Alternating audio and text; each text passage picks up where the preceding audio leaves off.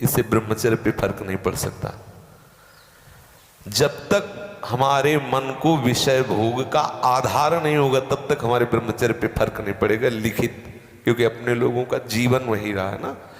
हमारे इंद्री को संयोग जनित कोई क्रिया, कोई व्यक्ति, कोई स्थान जब तक आधार नहीं मिलेगा तब तक वो हमें नष्ट नहीं कर सकते, क्योंकि संसारिक पुरुष उसका चिंतन करके विकल हो जाएगा, लेकिन उपासक का क्रास चिंतन चलता रहता है। उपासक तो वही है जो उसका प्रधान भगवत चिंतन है, और रपट गया तो विषय चिंतन में जाता है, तो क्रास चिंतन होता है। इसलिए वो इतना बलवान चिंतन नहीं है कि उसको भ्रष्ट कर सके। पक्का समझ लेना, सबके हृदय में ऐसा क्रास चिंतन होता है, वो काटता रहता है। विकार जो है वो हमारे भजन को काटता रहता है, तो भजन जो है विकार पर हावी रहता है, दोनों का युद्ध चलता रहता है। एक दिन विजय हो जाती है और वो सारे विकार नष्ट हो जाते हैं। पर ब्रह्मचर्य पे फर्क नहीं पड़ता, क्योंकि एकाग्रता पूर्वक जिस विषय का चिंतन किया जाता है उसका हमारे हृदय पर प्रभाव पड़ता है।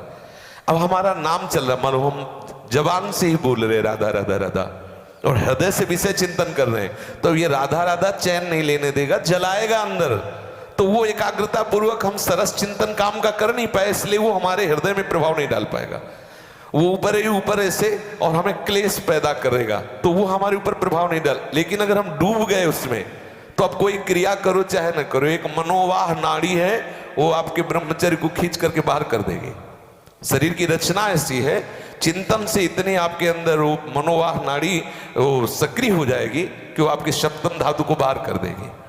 तो ऐसा मन एकाग्र ना होने से ऐसा नहीं कि ब्रह्मचर्य नष्ट हो जाएगा। मन एकाग्र हो गया तो सिद्ध पुरुष हो गया, जो रहे सदा एक रस, तो फिर ईश्वर जीव है भेद कहो कस। अगर एक रस हमारी एकाग्रता रहे, ज्ञान रहे, तो भगवत स्वरूप में स्थित हो गया। तो साधकों का मन तो चंचल रहता है, क्योंकि मन, यही तो लड़ाई होती रहती है।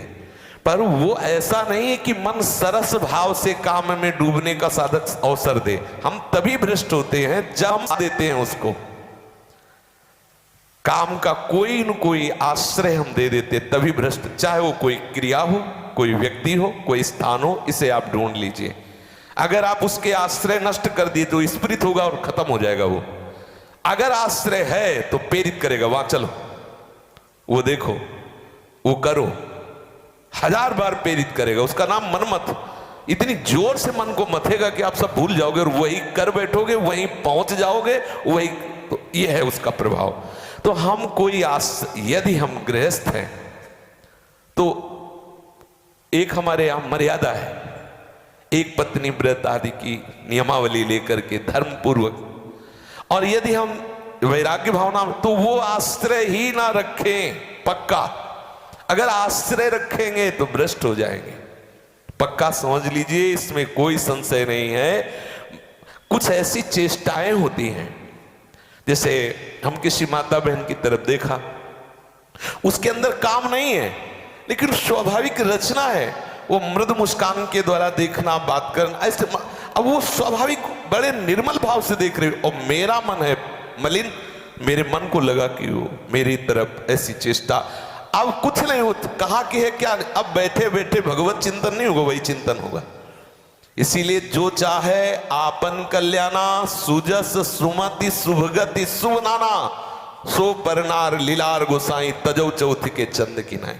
यदि संपूर्णतया ब्रह्मचर्य रहना है तो पहली बात यह है कि हम ज्यादातर दूरी बना के रखें भगवत मार्ग के पथिक को। ऐसा चाहे किसी भी तरह से यदि आप बात करें, किसी भी तरह से, तो आपका मन आपको चैन नहीं लेने देगा, पक्का नहीं लेने देगा, बड़े बड़ों को नहीं लेने देता। आप क्या है, बड़े बड़ों को मतलब जिनकी 2500 वर्ष की साधना जरा सा, तो इसलिए बहुत सावधानी। दूसरी बात, शरीर को इतना थका देना चाहिए कि वो उधर चेष्टा ही ना, जैसे ब्रह्मचर्य को पुष्ट रखना है। अगर ब्रजमंडल में कहीं है, वो आप उठा लो गिरिराज जी की रोज परिक्रमा, अगर मनी राम ऐसे न कर दे तो हमें बता लो है, आप उससे कहो कि थोड़ा चिंतन, थोड़ी देर पड़े रह ले दो हमें, अब हमें चिंतन करने की सामर्थ्य, इसको इतना।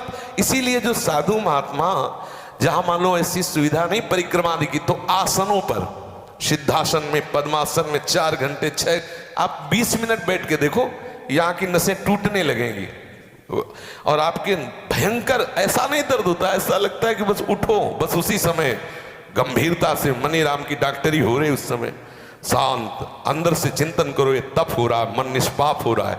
धीरे धीरे शून्यावस्था आई, 2 घंटे 4 घंटे 6 घंटे, मन जाएगा ही नहीं। मन जाने के लिए हम रास्ता रखते हैं तब। अगर साधु आसन में नहीं बैठता, साधु व्यायाम प्राणायाम नहीं करता, साधु अपने शरीर को थकाता नहीं है, तो ब्रह्मचर्य नहीं रह सकता, पक्का।